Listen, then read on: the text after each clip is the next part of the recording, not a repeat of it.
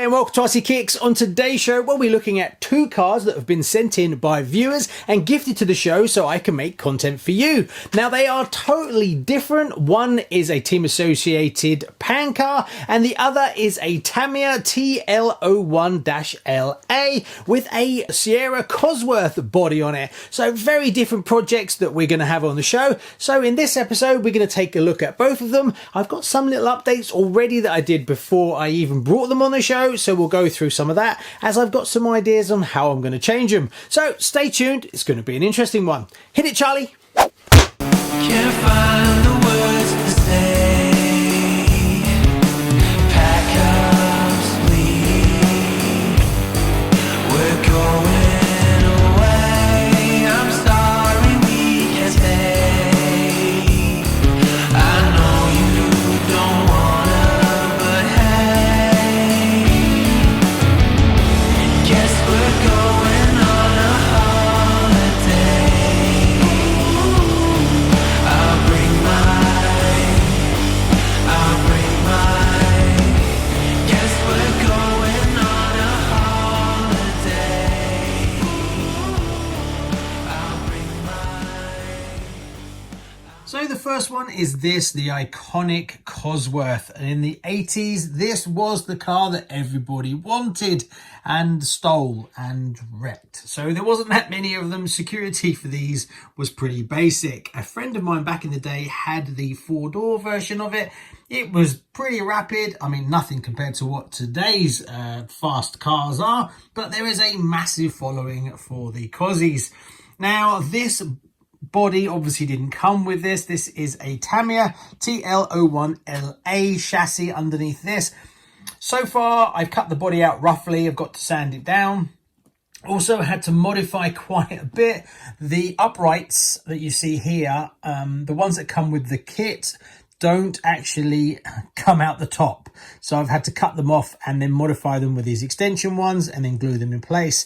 There is, because they're quite long, there is an actual... you need to kind of really stop this wobble effect. Now, the way you can do that is a part that comes on a CC02. So they're coming back into stock in the next couple of weeks. So I'll pick one of those up and basically it drops over and it bridges between the two and that fixes it because you don't want this wobble. Now, the main challenge with this body is filling these monstrous arches and getting them right. And with most cars, when you're doing it, getting the actual wheels right is 85% of the battle to make it look good. Now, as you can see, the offset is ridiculous. So what I tend to do is these are MST rims. They're fully adjustable, so you can move them in and out. So I highly recommend picking up a pair if you can. Not necessarily that you're going to use them on a car, but what you can do is you can set it up exactly how you want it with the offset. Then you can measure them. Then you know that when you go to buy your rims, you're going to get the exact offset or as close as you can get in those wheels. Instead of just trying to guess what the offset's going to be, this I found is the easiest way because you can really dial it in. Alternatively, what you can do is you can get MST rims. You get a few settings, but what you can do is set them exactly how you want, then glue them, and then they'll be fine. And you've got a perfect offset for the body. So this one is a classic one that's really difficult because the rear is massive. So I'm actually going to keep these rims, but I'm going to paint the outside bit black just to dial them down a bit. I may actually do them gunmetal grey or a light gunmetal grey just to calm them down a bit. They're reasonably close to the sort of standard ones that you get from Cosy, so of this era. So this, you know, they kind of work. From that point of view, it's yeah, a bit of a challenge so far. Getting the body posts in, I'm not a fan. I had to actually put them in myself, and you've got to be so perfect with them. I do struggle to get it, but this one's not too bad. I've got to go around and sand everything down before we paint it. Now, it did come with all the Texaco decals, so I could paint it black and turn it into a rally car, which I may do, or I might do it white, which is kind of the main colour that the road car came in.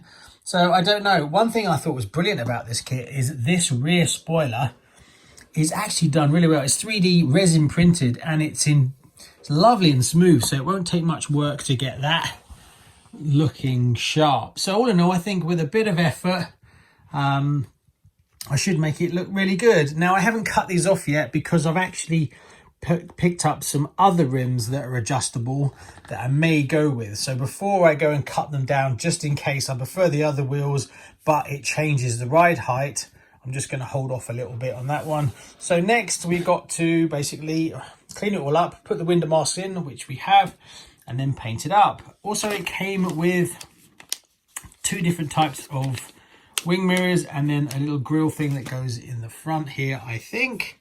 Now this kit was gifted to me by Gareth. He has done some modifications to the chassis. Let me just take the body off and we'll have a look. So the TL01-LA chassis is rarer than I thought. I looked it up to see when it was last released, and basically there was 4 versions of it and they all came out in 2002. So this chassis hasn't been reissued since 2002. Now there's a few different versions. There's a TL-01, which is the standard one. Then there's a TL-01B, which is the buggy version. Then there's a TL-01LA, which is the long suspension arm one, which is this one. And then there's a TL-01RA, which is the rally version of it. But they all came out together. This one was actually released on the 12th of November 2002. And that was it. And that was, I think this one was on 57031, which was a CLK DTM. So not many of them around at all. And this one is in lovely condition. It hasn't actually been driven. There's only a little tiny scuff on one arm. That's all I found. Not sure, that's probably from storage, but it's got no rash on it whatsoever. So quite a rare bit of kit. Now it's got oil shocks. Apparently that was added. It's had some other things done to it as well. It's got a manta ray ball diff in it. It's got 38mm universals added to the rear. It's fully ball raced. Oil dampers, like I said, and it's got a speed gear set in it, so it's all pretty much ready to go. Now these are the wheels that I put on it. It did come with the Porsche wheels, but obviously the offsets are nowhere near good enough, wide enough should I say, to make it work. I mean, the back, you can see where I've been playing around with it to get the width out. The back has to be so much wider than the front on this body, and I have seen quite a few people do these, and they getting the actual offset is the key, and I've seen a few where it doesn't look right at all. I did try changing out some arms as well, and believe it or not, I found that you can put astute rear arms on this and it fits, tiny little shim. So I was looking at maybe going that way of using different arms, but what I found was I've used a slightly thicker hex and then with some big offset wheels. This is probably going to be about plus 11 offset to get the rear, and that's what I've got coming as well. So it will be these rims modified or the other ones. I haven't decided yet. I have to wait for them to arrive. So that's one project that's going to be back on the show soon. So let's take a look at the next one. Next we have this, a team associated 10R5 Team Factory pan car. Now this has got all the bells and whistles. This was donated by Josh to the channel, came all the way from America, but what I didn't realize, it actually left the ESC in it. It's got a brushless motor in it, and it's got a servo. So apart from a receiver, it's pretty much ready to go. Now there's no body with this. Apparently when you get these, you don't get a body, you have to get one. This one has never been driven from what I can see. It's in beautiful condition. So I decided there was a few things after looking into this of what I could do. So I've picked up a body for it, which is the Motec M10, which is a 190mm, which is MT014005 or S, I can't remember. That was £21.59. I'll put a picture up in the corner. That's coming for it, and that will fit as it is. And then it's up and running. Now, it turns out a lot of people changed these and modified them from the 190 into 235 versions, which is much wider, and that became more popular before it all died out, so I'm told. So I looked around to see if I could get a conversion kit to actually turn it into one of those monster 235mm pan cars. They're like basically almost square, and I found out that there's Full Option is a company that used to make them.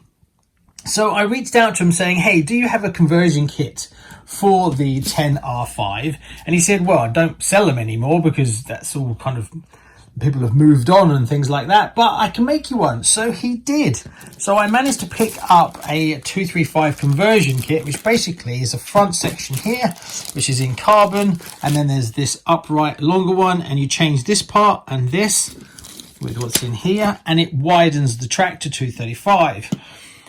Now the problem is this rear axle. This is carbon, this one. The rear axle obviously needs to be wider, and I've got to find a 235 rear axle. Now I've hunted around and I've found one, but the problem is that it's in Germany or France. I can't remember what it is. I'll put a picture up here. And it's 25 euros, which is not so bad, but when you add shipping on, which is another 20 euros, import, handling, it ends up being 65 to 70 pound just for a wider 235 axle. Now it's 6.35 millimeters thick, and it should be 235 millimeters long. So if anyone has got one or knows of someone in the UK, because apparently back then when people were converting them, that's what they actually did. You just changed this.